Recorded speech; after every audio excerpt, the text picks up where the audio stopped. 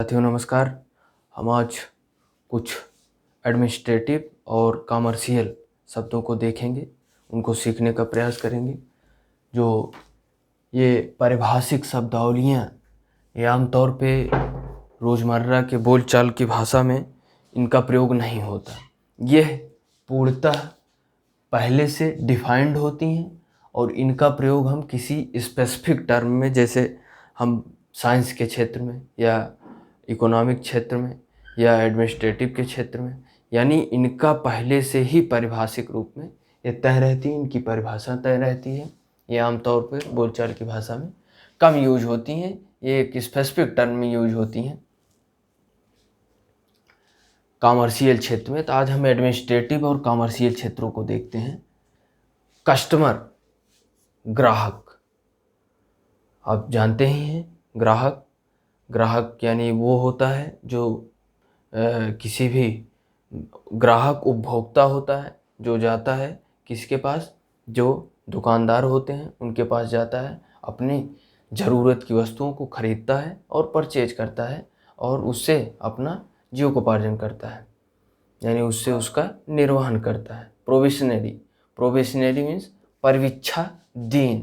परिवीक्षाधीन means क्या होता है इसका मीनिंग, यानी प्रोबेशनरी ये एडमिनिस्ट्रेटिव शब्द है। अथॉरिटी, प्राधिकरण, यानी किसी भी चीज़ के लिए प्राधिकरण निर्धारित करना, जैसे NHAI यानी national highway authority of India, ये रोड निर्माण का एक प्राधिकरण है, एक अथॉरिटी है। सेल्फ एम्प्लॉयड, स्वरोजगार। इंडिस्पेंसिबल, अपरिहार्य, यानी पहले से ही चीज़ें न घटित हों, अपरिहार्य हों। एग्रीमेंट, अनुबंध। क्रेडिटर, ऋणदाता, यानी जो क्रेडिट करता हो, जैसे बैंक हमें ऋण देता है, या जो होता नहीं है कि कुछ गांव के लोग होते हैं जो अमीर घराने के होते हैं, जिनके पास अधिक धन होता है, तो ब्याज पे पैसा देते हैं, यानी जो ऋण देने का कार्य करते हैं, क्रेडिटर होते हैं। इन्वेस्टमेंट, निवेश करना। कैशियर, रोकड़िया, यानी कैश को गिनने वाला। एजेंट, अभिकर्ता। रिमाइंडर, अनुस्मारक, यानी किसी भी चीज़ के रिमाइंडर करना, जैसे आप फला तारीख को एग्ज़ाम है तो आपने रिमाइंड को सेट कर दिया है और वो आपको बराबर भेजता रहेगा। या आपने ऋण लिया है तो बैंक आपको रिमाइंडर भेजता रहेगा कि भाई ब्याज चुकाओ, आप वो आपके लिए भेजता रहेगा कि प्रिय ग्राहक, आप अपने फला अकाउंट से जितना ब्याज लिए हैं या जितना धन लिया है आप उसको चुका नहीं रहे हैं, तो उसके लिए रिमाइंडर भेजता रहेगा। एडल्ट्रेशन, अपमिश्रण, ठीक। टैक्सेशन, करारोपण, टैक्स के रूप में जो है हमारे ऊपर कर आरोपित की जाती है।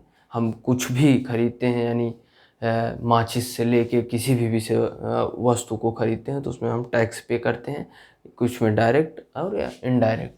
अंडर सेक्रेटरियल, अनुसचिवी न, यानी सचिव के नीचे काम करने वाला अंडर सेक्रेटरियल।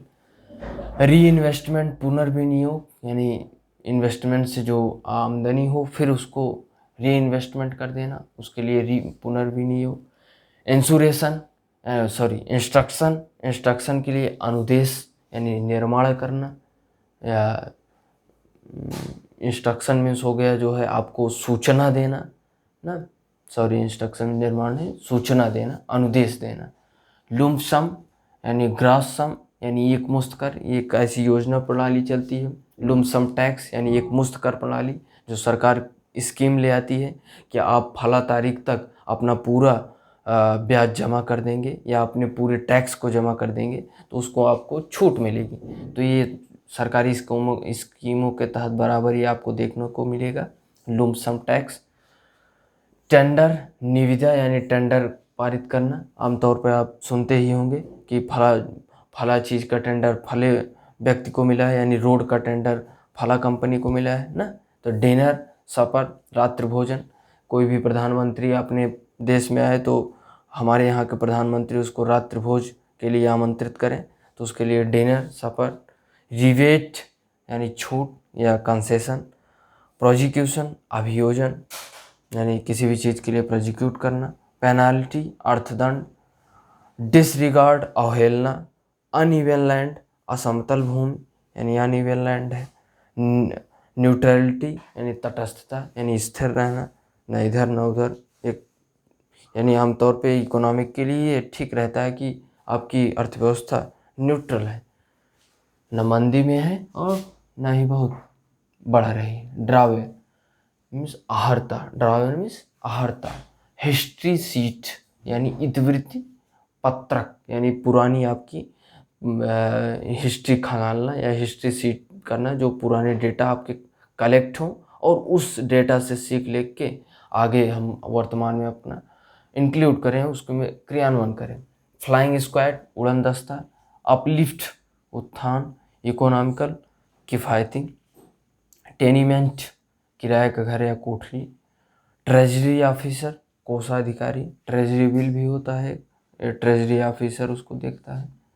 सस्पेंस दुविधा, प्लेजर गिरवी करता, मिसलीड गुमराह करना या झांसे में रखना, कंसोलिडेशन चकबंदी। तो ये कुछ हमारे एडमिनिस्ट्रेटिव और कमर्शियल शब्द हैं।